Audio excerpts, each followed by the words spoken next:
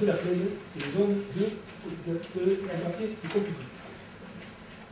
Voilà. C'est engagé, on a tenu parole. Alors le dernier point que j'avais dit, donc, c'est qu'également on parle de logements sociaux. Ils sont obligatoires. Pour certains, ils n'en veulent pas, mais je pense que c'est nécessaire. Nous en avons fait dans des quartiers résidentiels et nous continuerons. Et de toute façon, vous savez très bien que la loi nous oblige à faire des logements sociaux, je suis pour d'ailleurs. J'ai trouvé, à l'époque, nous n'étions pas tellement obligés d'en faire. Et de toute façon, si nous ne faisons pas, nous ne les faisons pas, le préfet peut très bien acheter un terrain et faire des logements sociaux à la place des communes qui ne veulent pas réaliser. Et je crois que pour certaines communes, le préfet sera être obligé d'en arriver là, parce qu'il refuse en fait. Alors on dit, oui, mais il paye des indemnités. Nous payons des indemnités, c'est vrai. Nous payons des indemnités, parce qu'on en a pas suffisamment. Mais même si nous payons des indemnités, le préfet peut très bien réquisitionner des terrains dans des logements sociaux. Alors on peut toujours parler, les paroles, mais et raconter n'importe quoi aussi, comme certains le font. Mais la loi est la loi, nous devons la respecter. Et en plus de ça, nous avons plaisir à la respecter quand on voit un tas de jeunes ménages à Juvignac qui sont issus de Juvignac, qui ne peuvent pas se loger. Moi, j'aimerais bien qu'ils reviennent chez eux, dans leur pays. Bien, le TUI décide. Le conseil municipal qui décide. Mais après que tu aies dit ça, oui, tu as trouvé? Non. Une chose aussi quand même qui a souligné, qui est important de dire à l'Assemblée, c'est que l'on va critiquer aussi l'absence d'espace vert. On rappelle quand même simplement dans la libération que le parc Saint-Hubert représente 5 hectares, le parc des Terres 3 hectares, le parc d'Alsace représente 2 hectares, le centre de loisirs 7 hectares, la couleur de la Mosson n'est pas quantifiée en surface avec 4 hectares, les gars de Foucault également, et le golf qui représente 85 hectares. Alors quand on dit qu'on organise en outrance au détriment des espaces verts, c'est faux. Ça, il y a des gens qui veulent bien n'importe quoi, voilà. On ne peut pas l'en empêcher. Il y a tous les gars de la Mosson, le parc tout l'intérieur, 7 hectares de parc proprement dit, là où on fait des manifestations, mais il y a 9 hectares d'espace vert là-bas, qui resteront en espace vert. 9 hectares. Donc, ils seront aménagés par la commune. Donc, c'est quand même important. D'ailleurs, on a une réunion cette semaine où on va commencer à travailler l'aménagement du parc de Concorde. Donc, c'est vous dire que ces 9 hectares seront à la disposition du public.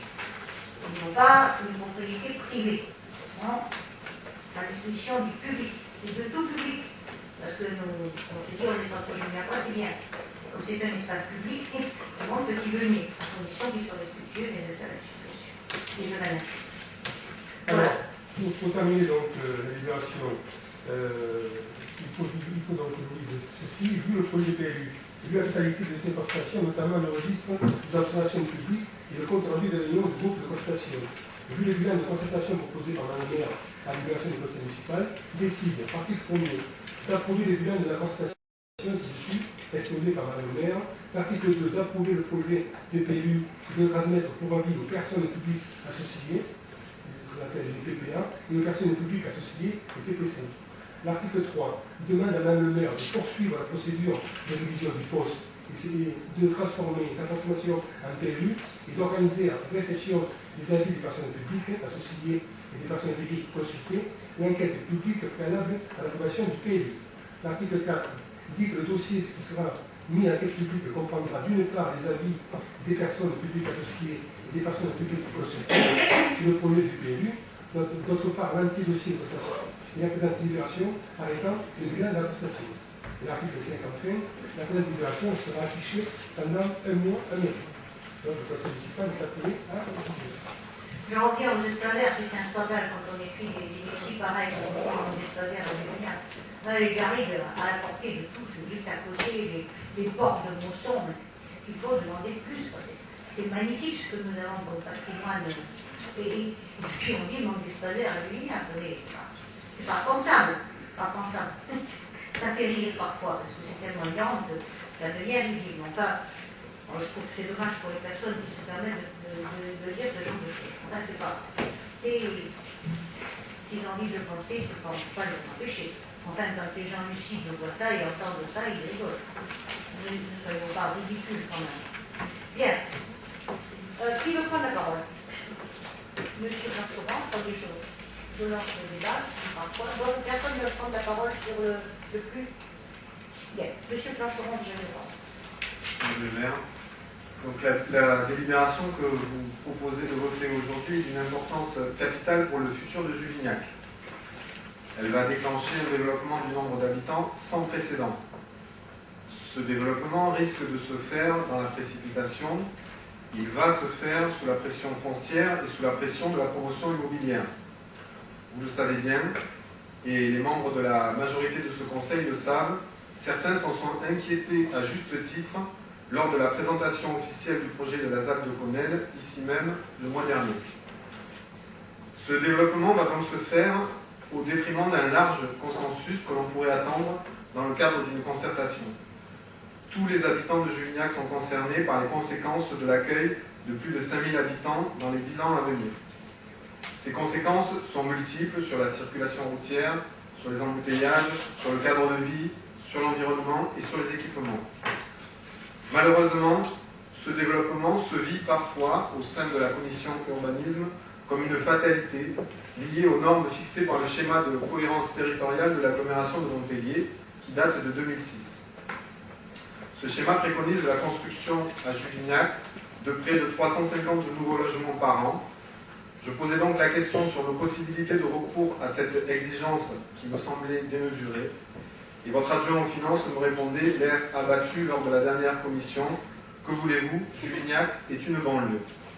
Je suis parfaitement conscient que nous sommes dans une banlieue, d'une grande agglomération en pleine expansion, et je trouve le phénomène passionnant. Mais cela ne nous empêche pas d'essayer d'être intelligents et d'avoir le courage de dénoncer certains éléments du schéma de cohérence territoriale. Il me semble que c'est le rôle qu'aurait pu revêtir la phase de concertation préalable à l'adoption du PLU. Mais vous ne pratiquez pas là la concertation, vous faites de la politique. Vous avez exclu le groupe Réunir Juvignac de cette concertation, alors que nous étions prêts à travailler avec vous en profondeur, à donner du temps, de l'énergie et des compétences au service de la commune. Je participe à la commission de développement durable qui ne s'est réunie que 2 fois en 2 ans et nous n'avons jamais abordé le sujet. Je me permets de vous exprimer pour cela ma profonde déception. J'ai été déçu d'apprendre également que l'association JUE n'ait pas pu continuer de participer aux séances de concertation. Ils ont pourtant réalisé un travail colossal pour sensibiliser les Juvignacois aux questions d'urbanisme. Je pense que c'est la moindre des choses de leur rendre hommage aujourd'hui pour leur mobilisation. Au sein du groupe Réunir Juvignac, nous sommes résolument pour la concertation.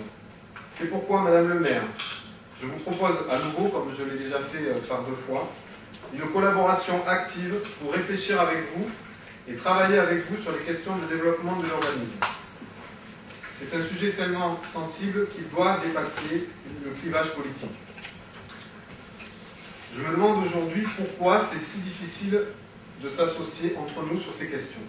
C'est peut-être un conflit de génération qui nous amène à penser si différemment. J'ai grandi ici et je me dis qu'il est important d'essayer de répondre à ce qu'attendent les jeunes générations, vous en avez parlé tout à l'heure. Ils souhaitent des logements, certes, mais pas au détriment du cadre de vie.